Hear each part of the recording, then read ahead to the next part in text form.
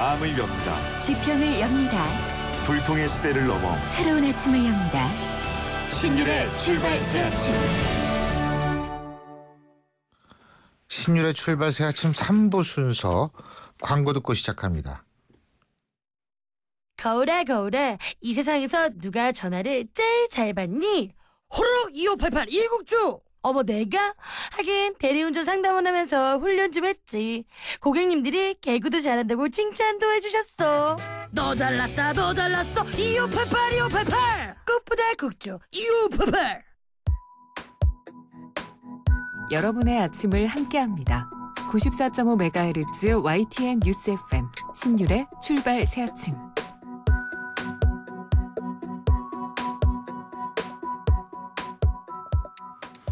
오는 10일부터 국정감사가 시작이 되죠.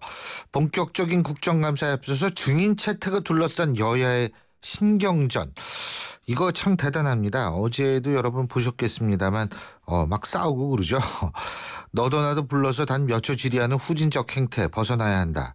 그래서 증인 신청 실명제를 적용해서 신청하는 의원과 그 이유를 공개하자. 이런 주장이 새누리당에서 나왔고요. 새정치민주연합은 새누리당이 문제 있는 재벌 총수는 예외 없이 부르자고 해놓고 딴소리를 한다면서 발끈하고 있습니다. 그리고 또 어제 싸우는 거 보니까 이 출석 시기 가지고 그렇게 싸우더라고요. 왜 그런지 한번 입장 들어보겠습니다. 여야 입장 들어보겠는데요.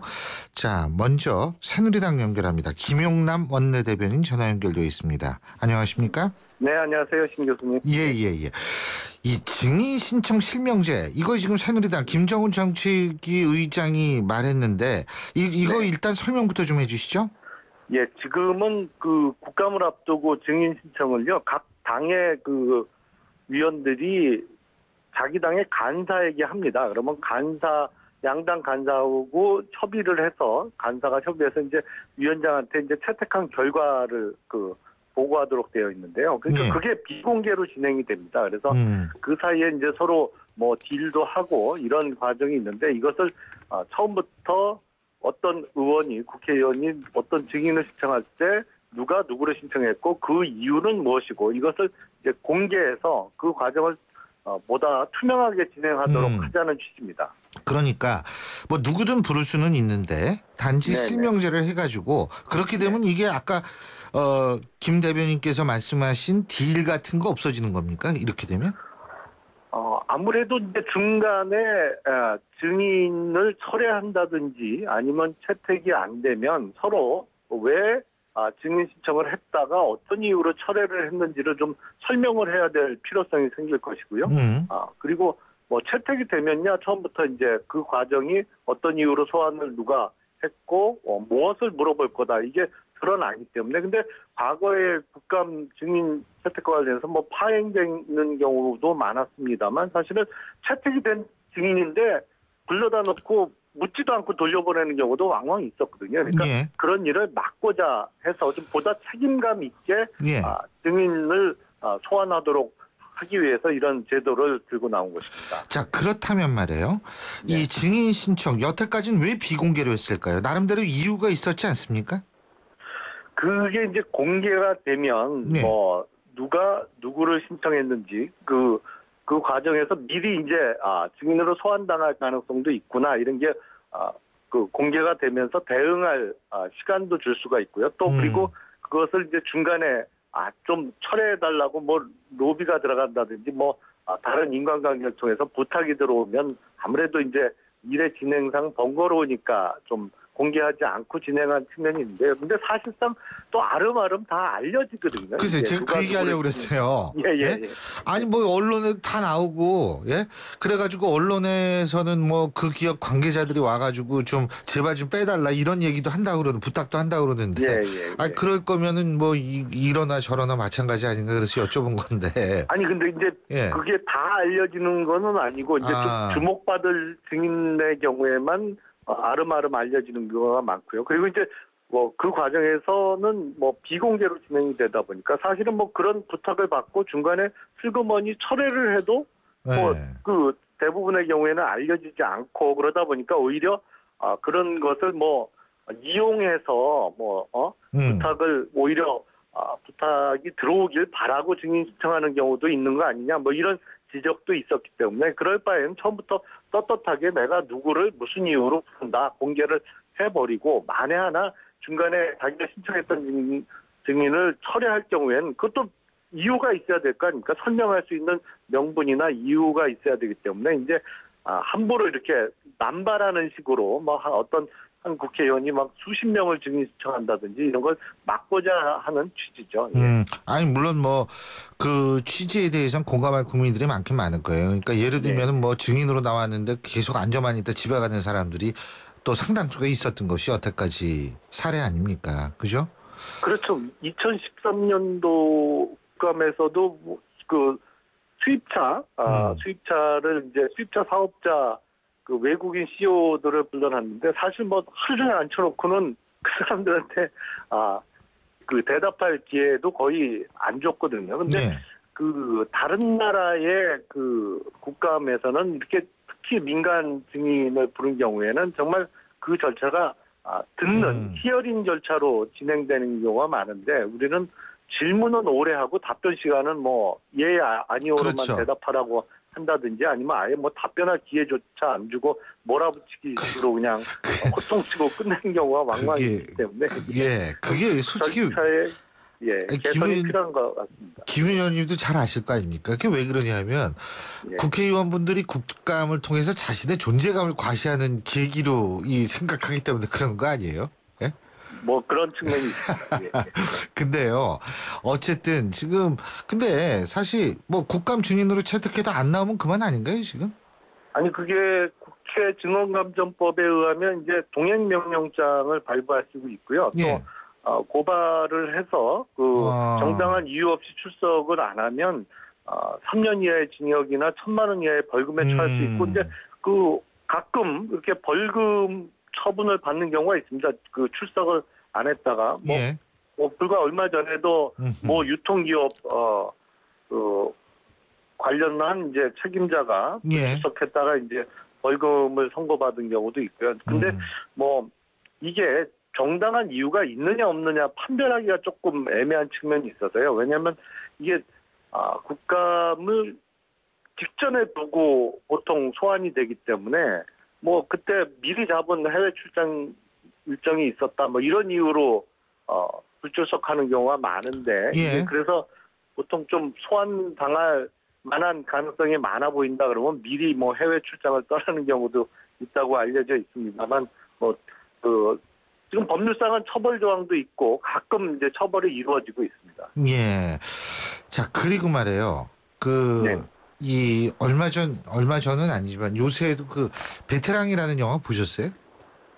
저는 아직 요새 영화 못 보시는구나. 바쁘셔가지고. 원래 당직을 맡다 보니까 아직 못 봤습니다. 시간이. 근데 지금 그 영화를 비롯해가지고 여러 가지 행태 때문에 사실 재벌들 보는 눈이 더 나빠졌어요. 국민들. 그런데 지금 야당에서는 국감에서 뭐 롯데를 비롯한 재벌 총수도 나와야 한다 이런 얘기를 하고 있는데 이거 지금 국민정서상으로 볼 때는 뭐 좀 무리한 거는 아니지 않습니까? 어떻게 보세요? 그렇죠. 뭐 사회적 무리를 일으켰다든지 아니면 뭐 사실은 근데 근본적인 문제는요. 이게 국정감사거든요. 기업감사가 아닙니다. 그러니까.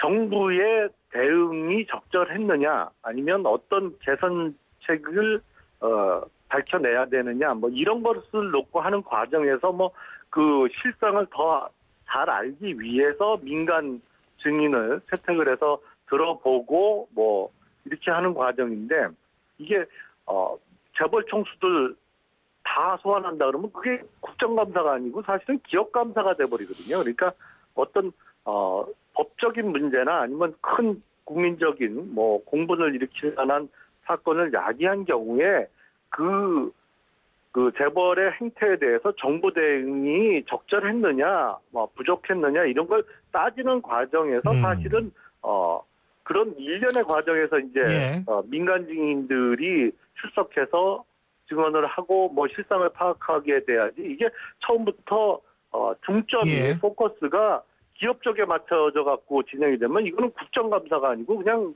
민간 기업 감사가 돼버리기 때문에 그런 측면에서 저희는 뭐 일괄적으로 지금 뭐 증인 신청 들어온 거 보면 야당 측에서 재벌회장만한 분들은 예. 다 증인으로 신청을 예. 해놨는데 그거는 부적절하고 예. 앞서 말씀드린 대로 그런 과정에서 예. 국정에 대한 적절성을 감사하는 과정에서 필요한 증인만 소환해야 알겠습니다. 된다. 예, 그런 취지입니다. 근데 왜 싸웠어요?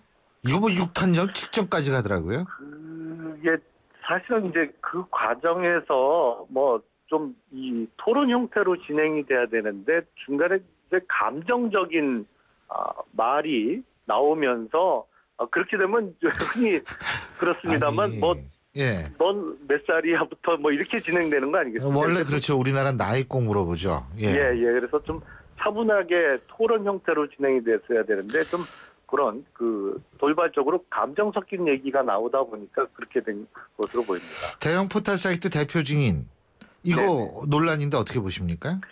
근데 포털은 그 사실상 뉴스를 제공하는 사업자거든요. 뉴스 제공 네. 사업자입니다. 그리고 지금 뭐 다 아시겠지만 우리나라의 경우에 네이버나 다음에서 네. 검색이 안 되면 사실 뉴스로서 가치가 많이 떨어질 수밖에 없거든요. 근데 네. 그중에 일부는 이제 편집을 해서 화면에 띄워놓고 아니면 우선순위를 뭐 이렇게 하는데 그거와 관련해서 좀 이게 정치적으로 예. 편향되게 뭐 어느 일방에만 좀 유리하게 또 예. 다른 상대방에게는 불리하게 예. 이제 편집이 되어서 올라온다. 뭐 이런 문제점을 지적하고자 이제 증인으로 소환할 필요성을 제기한 것입니다. 알겠습니다. 말씀 여기까지 듣겠습니다. 고맙습니다. 예, 감사합니다. 지금까지 새누리당 김용남 원내대변인이었고요. 계속해서 야당 입장 들어보겠습니다. 새정치민주연합 박수현 원내대변인 전화 연결돼 있습니다. 안녕하십니까? 네, 안녕하세요. 박수현입니다. 증인 신청 실명제 좀 아까 설명을 들었는데 왜 네. 반대하는 거예요? 저희가 반대한다고요? 반대 안 해요? 전혀 그렇지 않습니다. 찬성합니까? 예, 당연히 찬성하고요. 예. 여당이 좋은 제안을 했다고 생각을 합니다. 예, 그래서 이것은 어떤 여러 가지 투명성 이런 것들을 위해서도 뭐 당연히 그 증인 신청 실명제를 해서 예. 이 증인 신청과 증언에 관한 이런 제도들을 예. 좀 하나씩 개선해 나가면 좀 더 국민 입장에서도 좋겠다 이런 생각을 하고 있고요. 다만 저희가 어제 제가 입장을 정책위 의장과 함께 밝혔습니다만 이런 것입니다. 국감 증인 신청 실명제 하자. 그러나 그 중에서 증인 채택을 반대하는 의원의 이름과 이유도 함께 공개해야 된다. 그리고 증인 채택 그 협의 과정을 이게 투명하게 예를 들어 뭐 속기록에 남긴다든가 해서 공개해가지고 이런 것이 밀실에서 막 이루어지고 이런 부분들을 다 함께 좀 개선해야 실명제를 하는 취지가 충분히 산다 이렇게 저희는 주장을 함께 보완해서 하고 알겠습니다. 그러면 말이에요. 네. 이거 투명하게 하자는 거는 여야가 전부 의견의 이치를 보고 있는 것 같아요. 그죠? 그렇습니다. 그건 맞죠? 예. 네. 그러면은 일단 증인 채택 실명제 하고 증인 채택 반대 니네가 받아들여라 이렇게 얘기하면 되는 거 아니에요? 증인 채택 반대하는 의원들의 이름도 공개하자고 그러시지 않으셨나요 지금? 예, 그렇습니다. 그죠? 그 과정을 전체를 그러니까 다 그걸 공개하자. 받아들여라 이렇게 얘기를 하면 되는데 그걸 새누리당이 싫어해요? 근데 그건 모르죠. 어제 서로 이제 그런 그건 새누리당이 몰라요. 먼저 주장을 했고 저희가 예. 좋다 우리 찬성하는데 이런 걸 좀 보완해서 하면 더 효과가 나지 않겠냐 이렇게 제안을 뭐 정식 제안은 아닙니다만 언론을 통해서 그렇게 이야기를 해놓은 상태여서 예. 그런 부분은 충분히 서로 뭐 협의가 가능할 것이다 이렇게 보고 있어요. 예. 어쨌든 좀 그렇게 됐으면 좋겠어요. 그럼요. 그리고 예. 그리고 솔직한 얘기로 그 공무원 분들도 참 좀 안 된 측면이 많거든요. 국감 때. 예? 어떤 의원분들은 막 트럭 정도의 규모의 자료를 요청하고 그거 솔직히 제대로 어떻게 봅니까? 트럭으로 갖다 주는데. 그거는 일단 의원 그런 분이 아직도 계시다면 그게 의원 개인의 자질의 문제이지요. 지금 대다수 국회의원들은 그 자료 신청하는 것들 보좌진에서 어떤 자료를 신청하는 다 꼼꼼하게 따지고요. 꼭 필요한 자료만 신청하려고 노력하고 있고 많이 개선되고 있습니다. 그것 좀 개선해 주시고 또 하나 개선해야 될 게 아까도 네. 제가 얘기했는데 그 왜 증인 불러다가 가만히 앉아있다 나가는 사람. 예. 두 번째는 뭐냐면 얘기 좀 하려고 그러면 예 아니요로 대답하세요. 이런 식으로 나오는 이런 것도 좀 바꿔야죠. 그게 이런 거 같아요. 그 상임위에 저는 이제 국토교통위 소관인데요. 예. 의원 수가 많다 보니까 의원 1인당 질의 시간이 저희 같은 경우는 7분이에요. 예. 그리고 증인 나오면 한 5분 정도 이게 시간이 정해져 있거든요. 예. 그러니까 이 국정감사나 국회에서 여러 가지 그 운영하는 국회 운영의 제도 이런 것들을 좀 함께 개선을 해야지 그런 일이 없을 거라고 보고요. 지금 지적해 주신 문제는 반드시 개선이 돼야 된다고 동의합니다. 예. 그리고요. 사실 어제 저도 이제 그 저희 YTN TV 진행하면서도 그 얘기를 좀 했는데, 그리고 좀 전에도 제가 질문을 했는데, 그 신동빈 롯데 회장 그 출석 시기 문제 가지고 네네. 왜 이렇게 싸워요? 아, 예? 이게 이제 신동빈 회장이 특히요. 여러 가지 이제 국민에게 여러 가지 재벌의 민낯을 보여준 국민적 관심사여서 굉장히 중요하게 생각되는 부분이 있는데 예. 이 신동빈 회장이 2012년에도 국정감사 증인으로 출석 요구가 됐는데 예. 그때도 불출석에서 고발돼가지고 벌금 1천만 원을 형을 받은 적이 있거든요. 그렇기 때문에 이제 이런 것입니다. 이 재벌 지배구조 문제가 지금 심각하게 드러났잖아요. 예. 그럼 이것은 17일 날 그 해당 부처인 공정거래위원회 국감할 때 나와서 충분하게 좀 대화를 해봐야 된다라는 저희 주장이 일리가 있잖아요. 예. 그런데 이제 새누리당은 그때는 아니고 종합감사를 할 때 다음 달 6일 날 부르자 이렇게 얘기하고 있어요. 예. 그런데 예를 들어서 재벌 총수들은 대개 출석을 안 하려고 하기 때문에 17일 날 저희가 종합감사 이제 마지막 날이잖아요. 예. 그날 출석을 안 해버리고 어디 뭐 저 외국을 간다, 국정감사 끝났고 외국 간다 이런 핑계를 대면 이걸 부를 수가 없는 거예요. 그리고 예. 벌금 1,000만 원 내면 끝난단 말이에요. 그래서 저희는 17일 날 부처 국감할 때 부르는 것이 본래 취지에도 맞고 그날 예를 들어 불출석하게 되면 종합감사는 날 다시 출석 요구를 할 수 있는 한 번의 기회가 더 있잖아요. 근데 그렇기 때문에 저희가 그렇게 주장을 하는 것입니다. 근데요, 제가 말씀드리는 건, 그 취지야 뭐 그렇다고 치더라도, 네. 아니, 그거 지금 21세기인데 그렇게 막 소리 지르고 싸우면 되겠어요, 그거? 예? 그러니까 사회자님 그렇습니다. 저희 새누리당이 이 주장한, 새정치민주연합이 주장하는 이 주장들이 굉장히 타당하다고 제가 뭐 저희 입장을 떠나 객관적으로 보이는데 이런 것을 자꾸 그 합의를 안 하고 예를 들어서 여야 원내 지도부가 9월 7일 날 월요일 날 합의를 할 때도요. 지도부 간에는 문제가 있는 재벌 총수의 국회 증인 출석에 대해서는 충분히 협조하고 확인한다 이렇게 합의를 했어요. 했는데 해당 상임위에서 그렇게 종합감사 하루만 부르자라고 이야기하는 것에 대해서 이건 국민들이 다 공감하는 사항인데도 왜 새누리당이 이것을 이렇게 어떤 의도처럼 보이도록 그렇게 하는가에 대해서 그 대화가 진행이 안 되니까 이제 거기까지 갔는데 그것은 국민 보시기에 참 잘못된 일이라고 하는 것 인정하고요. 우리가 서로 대화로 풀어가는 문화는 계속 더 발전시켜 나가야 될 것 같습니다. 그게 중요해요. 그래서 국회 선진화법이 왜 필요한가? 그것도 어제 한번 제가 생각을 해봤어요. 그렇습니다. 근데요. 이 어쨌든 재벌 총수들을 좀 많이 불러야 된다라는 생각을 하시죠. 제가 그렇습니다. 이제 이거 볼 때 롯데 문제는 롯데에서 끝나는 건 아니거든요, 사실. 이게 롯데만 갖고 있는 문제는 아니지 않습니까? 그러니까 실제적으로 그런데 지금 어떻게 많이 나올 것 같아요? 아마 지금 과거의 전례로 보면 거의 안 나오려고 이제 애를 쓰겠죠. 그래서 저는 이런 생각을 해요. 우리나라 경제에서 대한민국에서 재벌이 차지하는 위치가 굉장히 중요하지 않습니까? 그리고 재벌 기업들은 산업화 과정에서 국민들이 관심, 사랑 속에 성장하는 것이 사실이고요. 그래서 아까 김용남 대변인께서는 이것이 국정감사냐 기업감사냐 말씀하시던데 굳이 그렇게 구분할 것이 아니라 재벌이 차지하기는 위치와 역할 이런 것들을 생각하면 재벌 총수는 필요하다면 적극적으로 국회에 나와야 됩니다. 재벌 총수가 가야 할 곳은 감옥이 아니라 국민의 대표기관인 국회이고요. 그것이 창피하다고 생각해서는 안 됩니다. 그래서 기업도 할 말이 있으면 국회에 나와서 국민들께 말씀을 드리는 것이고요. 또 비판받을 일이 있으면 국민의 대표기관에서 비판받고 고치고 이래야 되는데 그것을 왜 창피하다고만 생각하는지 이해가 잘 알 수가 없고요. 어쨌든 이 문제는 좀 제도적으로 우리가 좀 안착시키고 발전시켜 나가면서 그런 재벌 총수가 됐든 재벌의 기업의 대표가 국회에 나와서 적극적으로 이야기하는 분위기 또 국회도 그분들을 망신 주기식이 아니라 진짜 국민의 의혹을 풀고 눈높이에서 맞춰보려고 하는 그러한 어떤 우리 문화가 좀 전체적으로 발전돼야 될 거라고 그렇게 생각합니다. 자, 그리고 또 한 가지는 말이에요. 인터넷 포털 사이트 대표 증인 문제가 지금 여야가 대립하고 있는 문제인 걸로 알고 있는데 부르면 안 됩니까? 저희는 예를 들어서 이것을 지금 이사회의 다음과 네이버 포털 이사회의 의장을 부르겠다는 것이거든요. 그게 이제 대표 아니에요, 의장이. 예, 그래서 이제 그 오너인데요. 예. 저 대표이고 오너인데 지금 오너를 부르자고 하는 것이거든요. 예.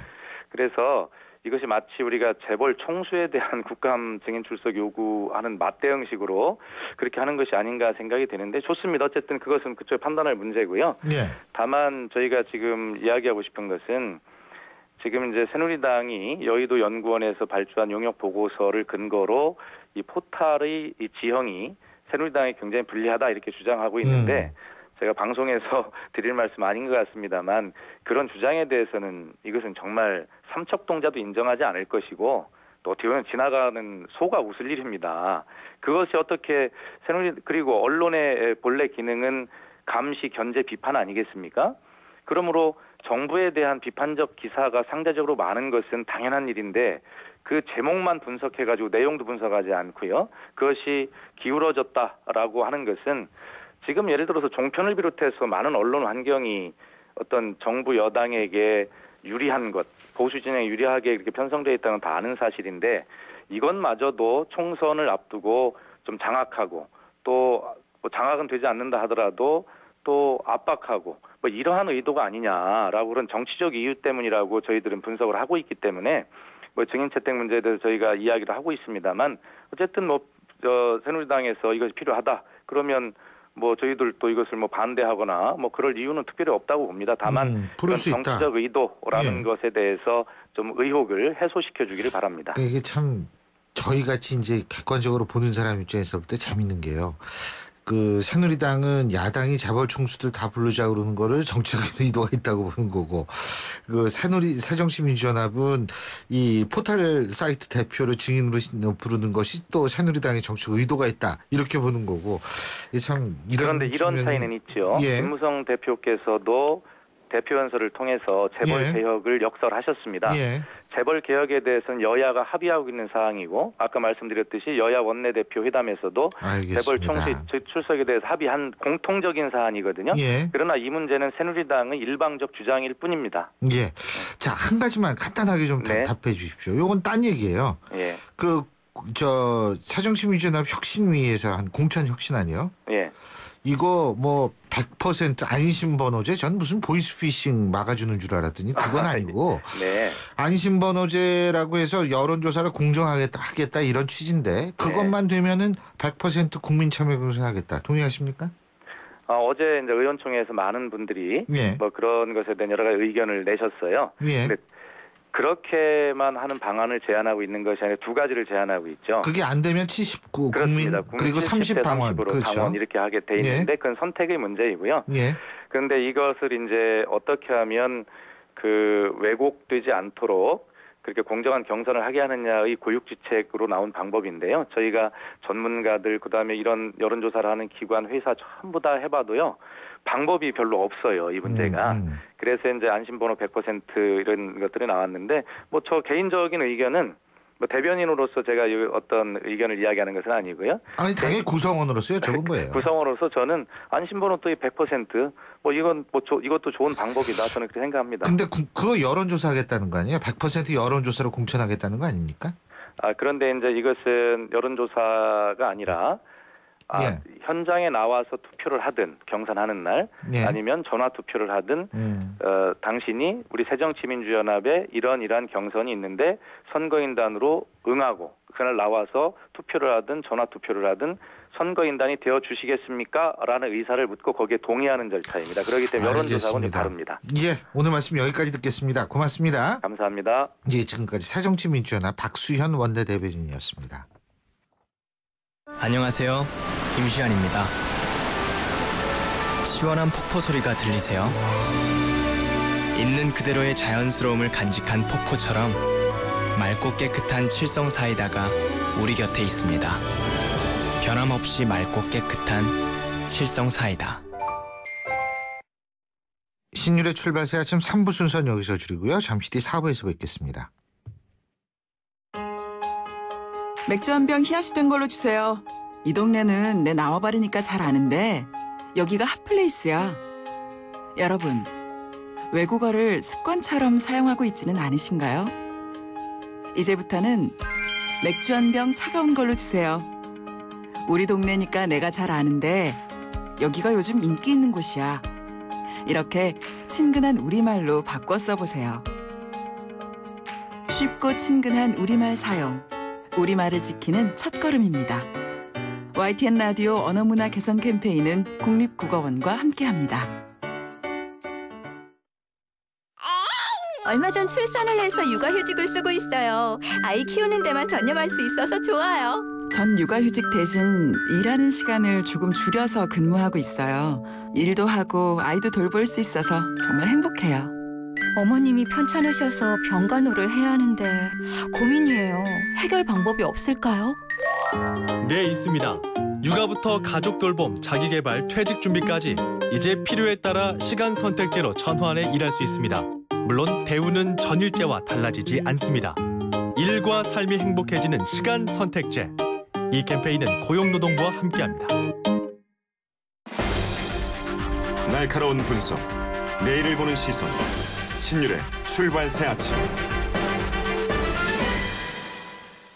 신율의 출발 새 아침 4부 순서 시작할 텐데요. 자, 지금 시각 8시 35분 59초 지나고 있습니다. 교통 상황 알아보죠. 박호영 캐스터. 네, 신율의 출발 새 아침 교통정보입니다. 따스한 가을 햇볕과 차가운 공기가 함께하는 수요일 출근길 교통량이 많습니다. 성산도 연인아들목에서 금화터널까지 길게 밀리고 있고요. 경인로 여의도 들어가는 길 동양 미래대학에서 구로역까지 거리공원 입구에서 물레동 사거리까지 차간격 좁혀 지납니다. 더 가서 영등포역에서 서울교 북단 쪽으로도 밀리고 있고요. 반대쪽으로는 서울교 남단에서 영등포역까지만 밀립니다. 강남에서는 언주로가 성수대교 쪽으로 내곡나들목에서 구룡터널까지, 영동 3교에서 매봉터널까지 밀립니다. 신율의 출발 새 아침 교통정보였습니다.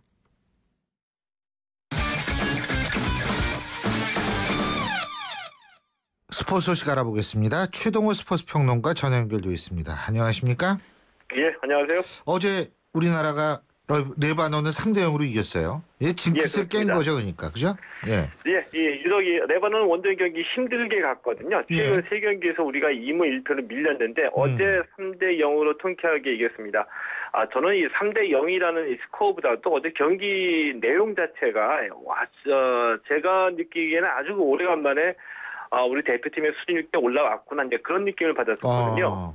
그러니까 한마디로 말씀드리면은 이 전체적으로 봐서 우리 대표팀이 아주 여유 있게 레바논을 요리했다, 이런 느낌을 줬습니다. 예. 왜 그러냐면은 이 아주 그 레바논이 수비 위주로 나왔음에도 불구하고 짧은 패스와 긴 패스를 적절히 사용하고 뭐 전후 좌우 오른쪽 왼쪽 오른쪽, 그리고 천천히 했다 빨리 했다, 이런 템포를 섞어가면서 아주 노련하고 영리하게 경기를 잘 풀어갔거든요. 제 느낌으로 보면은 우리가 이 월드컵 본선에서 스페인이나 이 아르헨티나 같은 이 강팀하고 경기를 할 때 상대 팀이 우리를 압도할 때 보여줬던 이 압박하고 순간 돌파, 뭐 이런 경기력을 우리가 그대로 레바논을 상대로 보여줬다, 이런 느낌이었습니다. 예. 이 대표팀이 전반 20분에 장현수 선수의 선제골, 그리고 25분에 레바논의 자책골, 후반 15분에 권창훈 선수의 추가골로 3대0 승리를 거뒀고요. 이 3연승으로 쿠웨이트하고 동률인데 골 득실에 앞서서 이 G조에서 선두를 지켰습니다. 우리 대표팀의 기본 전술이 4-2-3-1이라고 하는데, 예, 그렇죠. 어제는 4-1-4-1 포메이션이었었죠. 예, 이 4-1-4-1이었지만 4-2-3-2라고 4-1-4-1을 상황에 따라 아주 자유롭게 오갔다고 말씀드릴 수가 있는데요. 예. 4-2-3-1의 공격수 4명을 4-1-4-1의 공격수 5명으로 늘리면서 이제 그만큼 공격에 치중했다, 이렇게 볼 수가 있습니다. 예.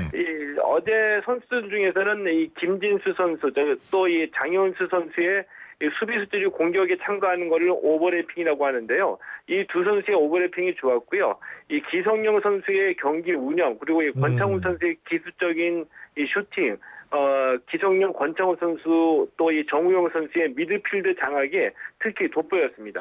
권창훈 선수 얘기 많이 하던데 참 잘했어요. 예? 예, 아주 잘했습니다. 어디에서 이런 선수가 이제 나타났나, 이런 느낌이 들 정도였었거든요. 예. 이번 예선전에서 얻은 최고의 수확이 권창훈 선수라고 할 수가 있는데, 박지성 선수하고 많이 비교가 되고 있습니다. 왜냐하면은 활동량이 굉장히 넓어요. 그리고 부지런하기 때문에 그런데, 그런데 이 득점력하고 슈팅력만 보면은 오히려 권창훈 선수가 박진영 선수보다 더 낫다 이렇게 느껴질 정도고요. 예. 아직 상대 선수 압박하고 드리블 해나가면서 앞으로 찔러주는 패스는 어디 갖다 놓아도 손색이 없다 이런 느낌이 들기도 했습니다. 그렇군요. 예, 오늘 말씀 여기까지 듣겠습니다. 고맙습니다. 예, 고맙습니다. 예, 지금까지 최동호 스포츠 평론가였습니다. 역사의 시선으로 뉴스를 읽어봅니다. 히스토리 뉴스.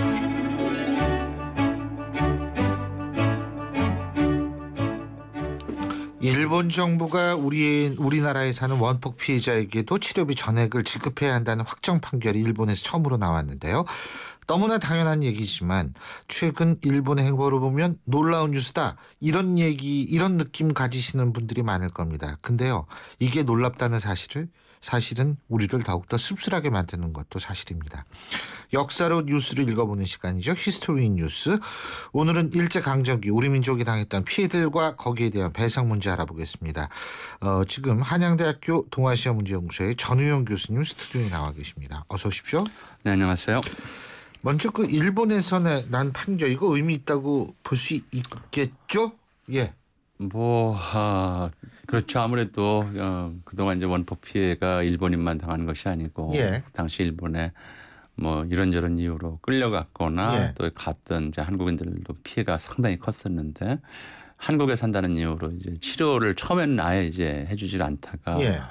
또 그 피해자들의 이제 지속적인 노력과 끈질긴 좀 그 요구를 일부 계속 받아들여 나가는 과정에서 예. 최종적으로 일본 내에 안 산다고 차별했던 것, 그 차별을 철폐한 것이니까 나름대로 의미는 있다고 할 수 있겠습니다. 그렇죠. 근데 이제 차별을 철폐했다. 근데 그 45년이었죠. 이때 일본에서는 원폭 피해자가 어느 정도라고 추산이 되죠? 일단 좀 떨어지자마자 즉사한 사람들만 이제 히로시마에서 한 6만여 명, 나가사키에서 한 3만 6천여 명, 그리고 한 달 이내 사망한 사람들이 또 그 반 이상씩 좀 해당을 했고요. 그 밖에 행방불명자 등등이 있었는데요. 지금에서의 상식이 됐지만 사실은 이제 이 방사능 낙진 피해라고 하는 것은 당장 죽지 않아도 평생을 두고 사람을 괴롭히는 건데 그때만 해도 그 문제가 어떤 해를 끼치는지 사람들이 잘 몰랐어요. 예. 미군은 바로 이제 나가사키 히로시마에 진주를 했었고요. 특별하게 이제 그 안전 조치 없이 사실은 이 히로시마 나가사키가 어떻게 보면 한국에서도 부산 쪽에서도 굉장히 가까워요. 그 나가사키와 도쿄 거리나 나가사키와 부산 거리나 거의 비슷한 정도이기 때문에 당시에 한반도에도 실제로 이제 이 낙진 피해를 간접적으로 본 사람들이 있었을 건데 일본에서도 57년에서야 이제 원폭 피해자 치료가 시작되거든요. 그러니까 10년이 훨씬 지난 다음에 가서야 이제 그 후유장애라고 하는 것들이 나타나기 시작했던 것이고요. 그러니까 실제로 통계상에 잡힌 피해자가 통계도 정확하지 않지만 이제 부상자가 10만 명, 17만 명, 30만 명 이렇게 된다고 하는데 그보다 훨씬 더 많았을 것으로 추산이 됩니다. 그러니까 그때 당시 암으로 돌아가시는 분들 이런 분들이 좀 많이 늘었을 가능성이 있다는 분명히 말씀이시네요. 그랬을 텐데 그걸 이제 그 원폭과 관련 짓지 못했을 가능성이 높은 그런 거죠. 가능성이 높죠. 그때만 하더라도 이 원폭이라는 것에 대한 피해에 대한 어떤 지식이 많지 않았을 테니까. 근데 그래서 이제 어쨌든 지금 우리나라에도 좀 어느 정도 계신 모양이에요. 아직도. 한 2,500분 정도 계시더라고요. 2,500분. 이분은 그때 당시 이분들은 일본에 계셨던 분들이죠. 그렇죠. 그러니까 강제징용이나 이런 걸로 해가지고. 어린아이 때였죠. 지금 이제 생존해 계신 분들은 다 어린아이 때 있다가 멀리서 피폭된 그런 분들이 있죠. 참 어쨌든 이분들한테 이런 것들이 좀 도움이 됐으면 좋겠다는 생각이 들고요. 근데 우리 민족이 사실 피해본 건 원폭 때문만이 아니잖아요. 관동 대지진 이때 또 얼마나 많은 대학살을 당했습니까 우리가. 예? 그러니까 이제 일본이 좀 이중적이랄까요. 좀 그렇게 대처하는 것이 이제 이런 측면이거든요. 원폭은 사실 이제 일본과 한국인이 이제 공동 피해자라고 하는 면이 있어요. 근데 일본과 한국의 관계가 가해와 피해의 관계로 이제 나타나는 현상들에 대해서는 일본이 여태까지 정말 진솔하게 이제 자기 책임을 인정한 적이 없거든요. 그러니까 1923년 이제 관동 대지진 당시에 다 아는 얘기지만 또 실제로 굉장히 지독하게 좀 보도 통제를 해서 갔다 온 사람들이 이제 말을 아예 못하는 정도가 많았어요. 그러니까 예를 들어서 우리가 잘 아는 이제 소설가다 시인 문인들 김소월과 나도향 이 두 분이 다 이제 당시 관동대 지진을 도쿄에서 겪었던 분들이에요. 너무 무서워서 이제 그 유학을 포기하고 도망왔거든요. 도망와서 이제 나도향에 쓴 소설이 벙어리 삼룡이에요. 입을 못 열 만큼 이제 그 공포가 워낙 커서. 근데 이제 실제 사망자 수는 한국인 사망자 수는 이제 통계가 그 당시 잡지를 않았기 때문에 뭐 많이 잡는 사람들은 한 7,000명, 적게 잡아도 한 3,000명 정도 이렇게 잡는데 국내 언론에서 보도된 바도 없었고 일제강점기에 지금도 일본 정부는 그 사실에 대해서 사실 자체를 언급하지 않는 상태인 거죠. 뭐 일본이 사실 자체를 언급하지 않거나 인정하지 않는 게 한두 개가 아니니까요. 그렇죠. 예, 이것도 놀라운 거는 아니에요, 사실. 이게 참 비극인데. 이런 관동 대진 인정도 하지 않았다. 조선인 대학살에 대해서. 그렇다면 뭐 여기에 대한 피해 보상 같은 것들은 당연히 앞으로도 굉장히 이것도 근데 우리가 마땅히 얘기해야 되는 거 아니에요? 우리가 돈을 요구하는 게 아니잖아요. 나 진짜 그렇게 생각하는 사람 보면 좀 화가 나는데 아니 돈을 요구하는 게 아니라 사과를 요구하는 거 아니에요. 근데 이제 그게 간단치는 않은 문제였던 거죠. 사실은 이제 한일 간의 과거 식민 지배로 인한 피해 전반 또는 이걸 둘러싸고 이제 배상이든 보상이든 이제 전후 처리 국교 정상화 논의가 시작된 거는 한국 전쟁 6.25 전쟁 중이었어요.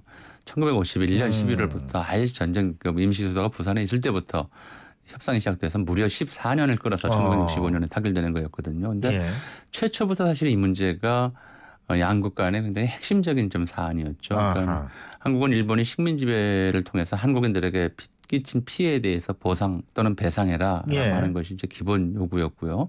반면에 일본은 한국이 뺏긴 게 뭐 있냐. 오히려 일본이 한국에다가 공장 짓고 철도 짓고 학교 짓고 병원 짓고 했던 것들도 있고 일본이 이제 한 80만 명이 살고 있었는데 전 재산 그 한국에서 가지고 있었던 땅이니 뭐니 다 놓고 왔으니까 오히려 일본이 받아야 한다. 이런 주장이었죠. 그러니까 이런 주장이 평양선을 달리면서 계속 이제 14년간이나 진원을 지리하게 끌어왔거든요. 그러니까 이 문제의 이제 관건은 결국 사과인데 식민 지배가 잘못된 거냐. 우리가 좀 불법을 저지른 거냐, 좀 잘못한 거냐. 이 문제를 사과하는 순간 그에 대한 배상 책임이 일본에 들어간다고 일본인들은 믿기 때문에 또 사실은 막 국제법적으로 그런 거 아니겠습니까? 사과를 잘못을 인정한다는 것은 배상 책임까지 인정한다는 거기 때문에 그래서 끝까지 인정하지 않으려는 거죠. 강제징용 문제도 사실 마찬가지 아니겠어요? 그러니까 이 문제에 대해서는 일본의 이제 그 주장은 이제 강제노동 아니다. 월급 주고 이번에 이제 위안부 문제도 마찬가지거든요. 그러니까 이제 본인들이 돈 벌기 위해서 갔던 것이고 우리는 뭐 민간업자들이 돈 주고 고용했다 이런 식의 주장을 한단 말이에요. 그러니까 그 청구권 자금이라고 우리가 이제 한일협정 맺을 때나 그 이전까지 계속 논란을 했던 것이 사실은 이게 무슨 뭐 식민 지배에 대한 피해 배상이 아니고요. 이제 식민 지배 기간 중에 특히 이제 1940년대, 30년대 말부터 40년대에 걸쳐서는 일본인들이 전쟁 자금 도달하고 전시 부족한 노동력을 이제 확보하기 위해서 강제 동원을 했는데 이제 임금을 못 받고 해방될 때까지 그러니까 못 받은 임금이 있고요. 또 학생부터 해가지고 일부 직장인이나 자영업자들에 이르기까지 군사비 모금한다고 강제 저축 같은 거 했어요. 또 조그만 기업하는 사람들은 강제로 일본의 애국 채권이니 국방 채권이니 이런 거 사야 했고요. 그러니까 미지급 임금, 그다음에 이제 청산하지 않은 예금, 그리고 채권. 이런 것들에 대해서 일본 정부, 조선총독부가 지급해야 될 걸 지급하지 않았다. 그 액수를 퉁쳐서 이제 3억 달러 무상차관이라고 하는. 그러니까 일본은 뭐 독립축하금이라는 식으로 주장을 했고 이건 뭐 못 받은 걸 따지면 일본이 더 많다는 게 이제 일본의 계속된 주장이고요.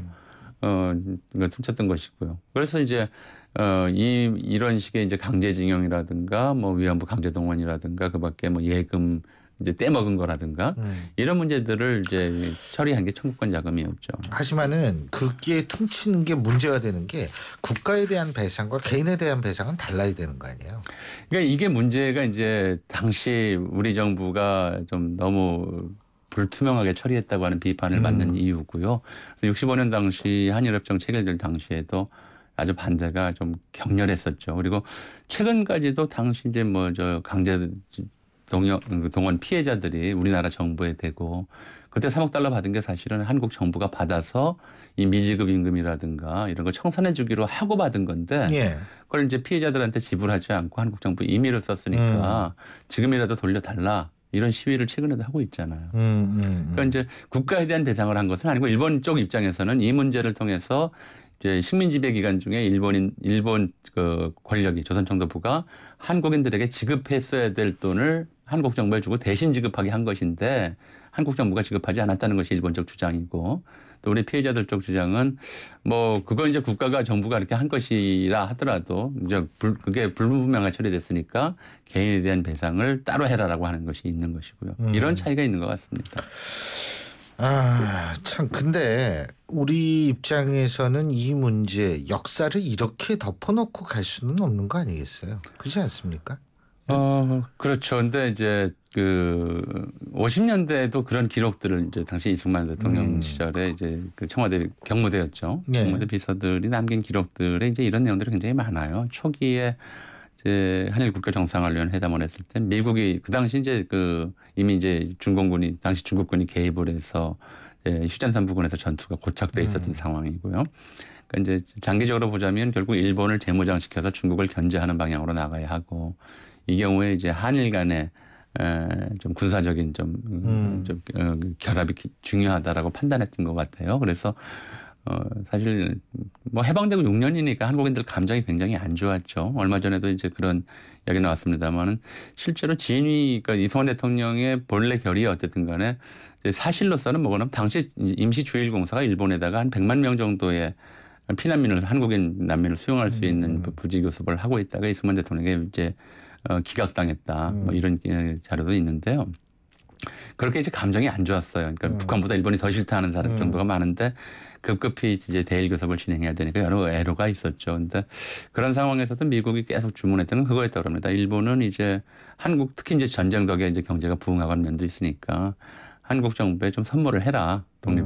그리고 한국은 일본이 이제 한국의 발전에 당시에 이제 정확한 기록이에요. 한국의 발전에 공헌한 바가 있다는 사실을 인정하고 감사해라.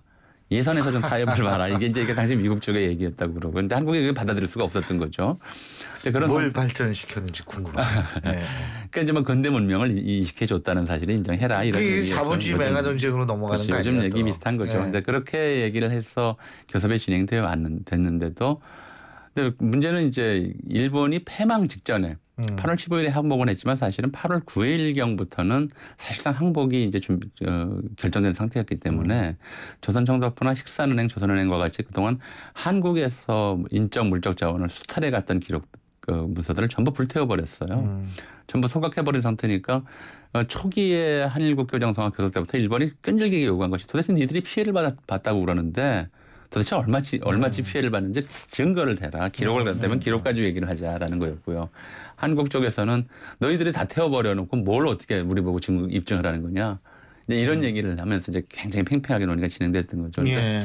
결국은 이제 그 피해 액수라고 하는 것이 결국 일본이 이제 식민 지배가 불법이었다고 인정하지 않는 것은 예. 이제 이것과 별도의 이제 피해 배상 문제가 나오기 때문에 그런 거라고 볼 수 있겠습니다. 예. 역사가 정리가 되지 않으면 앞으로 계속 역사는 이어질 거라는 단순한 진리를 일본은 모르는 것 같아요. 오늘 말씀 여기까지 듣겠습니다. 네. 고맙습니다. 지금까지 역사학자 전우용 박사와 함께했습니다.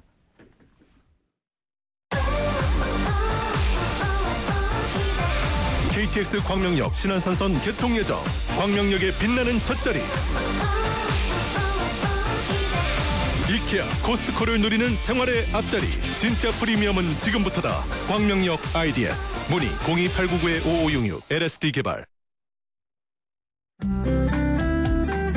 신율의 출발 새 아침 오늘 순서는 여기서 줄이겠습니다. 여러분도 오늘 활기찬 하루 되시길 바라겠고요. 저는 내일 아침 7시 15분에 다시 오겠습니다.